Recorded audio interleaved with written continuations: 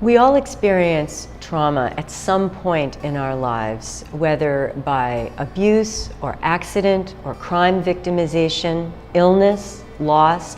There are many reasons that a being may become traumatized. Traumatic symptoms are a natural response to extraordinary life events. So often people will feel shame associated with having those symptoms. Often traumatic experiences are isolating experiences and they're experiences that make people feel out of control.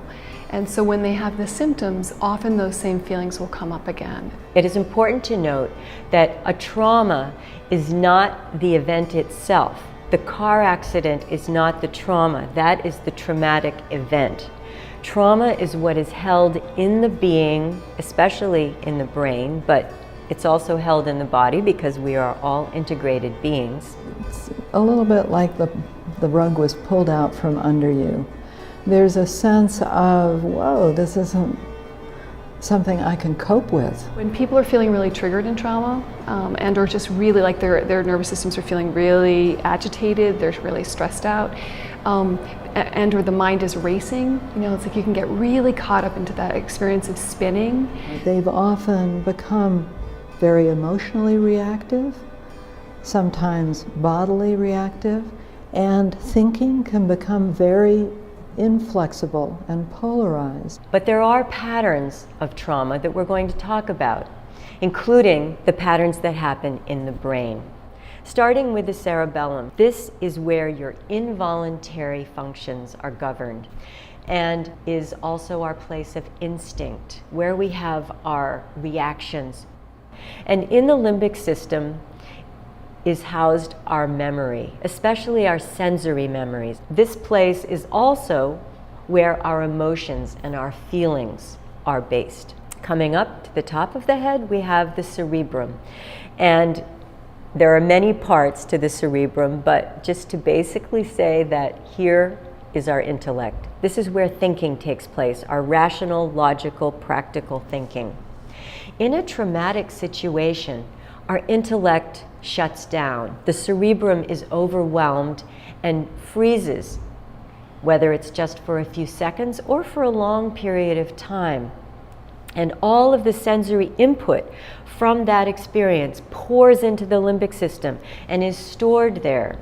In extreme cases, that sensory input literally becomes compartmentalized or fractured in such a way that the person doesn't recall it or remember it. There are many techniques that we can use and utilize for trauma recovery. The experience of trauma makes people feel out of control. And so it's really important for people to feel like when they come into the experience of trauma-sensitive yoga that they have complete choice in participating and how they participate. Somatic experiencing is a way of working to restore the balance of a dysregulated nervous system through bringing attention to the body's story, to the felt sense, and slowing things down through grounding, reestablishing a sense of safety in the body, as well as through resourcing and other activities that allow for the renegotiation of a traumatic event that overwhelmed our coping skills with too much, too fast, and giving the body time to integrate and through a felt sense come to a restored sense of resiliency. How you can work with your body to both feel a sense of grounding energy and a sense of lifting energy, and to work with the breath in a way that's healing. The breath is one of our most powerful tools for healing. A way into creating post-traumatic strength, which is to create a stronger self at the broken places. You can be in the middle of a grocery store and starting to feel panicky or freaked out or like just really stressed.